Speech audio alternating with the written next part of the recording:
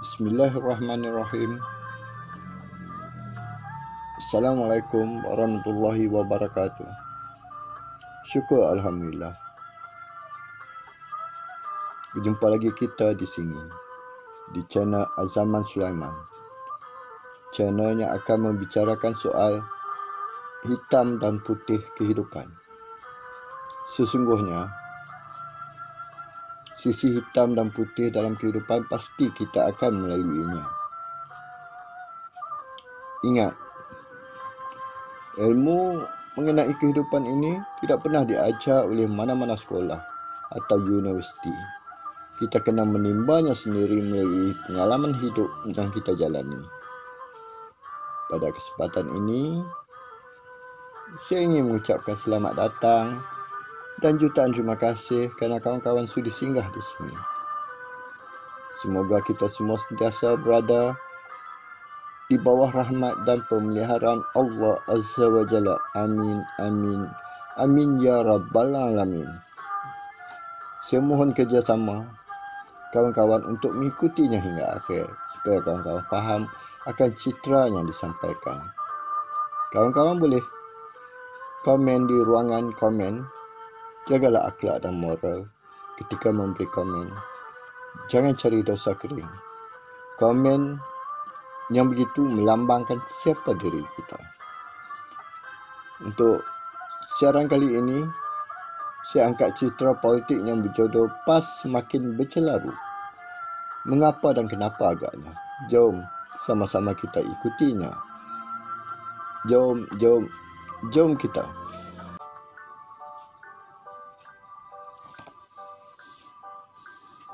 Jom sama-sama kita ikuti kupasan PAS semakin bercelaru. PRU ke-15 telah berakhir pada 19 November 2022 yang lalu. Dan Perdana Menteri pun sudah dilantik pada 24 November 2022. Jadi isu pilihan raya pelantikan Perdana Menteri juga pembentukan kerajaan sudah berakhir lebih 6 bulan. Namun PN khususnya PAS seolah-olah tidak dapat menerima kenyataan itu. Mereka cuba mencipta berbagai naratif sebagai usaha untuk menggugat dan menjatuhkan kerajaan perpaduan. Ada ketikanya mereka kata sudah cukup jumlah. Ada masanya mereka kata ada 126 orang. Ada masanya mereka kata terdapat YB di pihak kerajaan akan letak jawatan dan bertanding semula.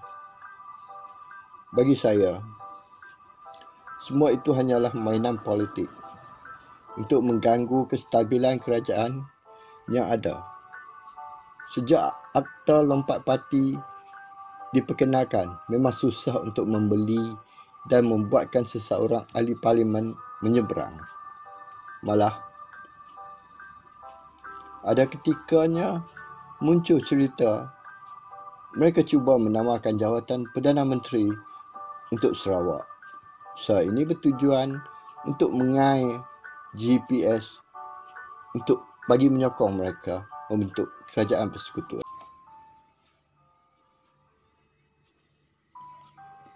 Namun,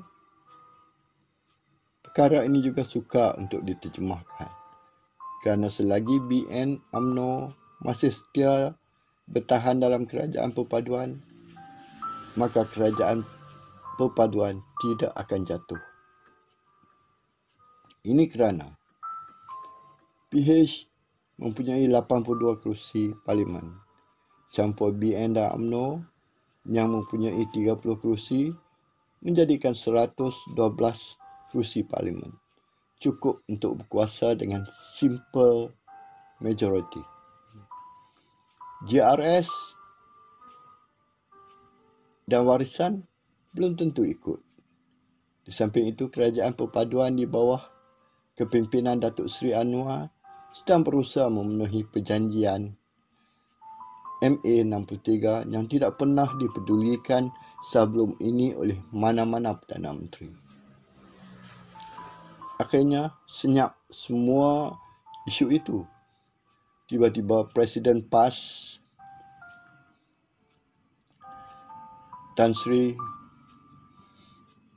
Abdul Hadi Awang menyatakan ada beberapa pihak menghubunginya bagi membuat tawaran menyertai kerajaan perpaduan.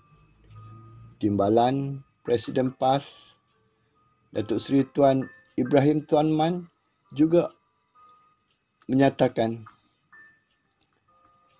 perkara yang sama bagi menyokong presidennya. Namun, Timbalan Perdana Menteri Datuk Seri Ahmad Zahid Hamidi menyangkal dakwaan tersebut. Beliau meminta Tan Sri Haji Abdul Hadi Awang supaya tidak perasan kononnya ada orang menawarkannya untuk menyertai kerajaan perpaduan. Bagi membela Presiden dan Timbalan Presiden, Ketua Penerangan PAS Khairil Nizam Khairuddin menempelak Datuk Seri Ahmad Zahid Hamidi dengan menyatakan Timbalan Perdana Menteri itu tidak membuat homework. Bagi menotahkan perbincangan tersebut, Perdana Menteri Datuk Seri Anwar Ibrahim membuka mulut dan berkata, dia atau mana-mana pemimpin kerajaan tidak pernah membuat tawaran itu. Saya tidak dimaklumkan sama sekali. Saya tidak tahu siapa ketua ranting yang sampaikan jemputan itu. Saya tidak tahu, kata Datuk Seri Anwar.